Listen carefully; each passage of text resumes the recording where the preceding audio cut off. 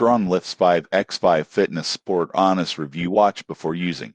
Most people think building strength requires complicated routines, but StrongLifts 5x5 keeps it simple with just 3 exercises per workout, 3 times a week. The program focuses on 5 sets of 5 reps of core lifts, squat, bench press, and barbell row, with accessory exercises added progressively. One standout feature is its progressive overload system. You increase the weight each session, ensuring steady strength gains while preventing plateaus. Most people get this wrong. They underestimate recovery. The surprising truth is that 3x per week training with 48 hours rest between sessions is enough for most beginners to gain muscle and strength efficiently without overtraining.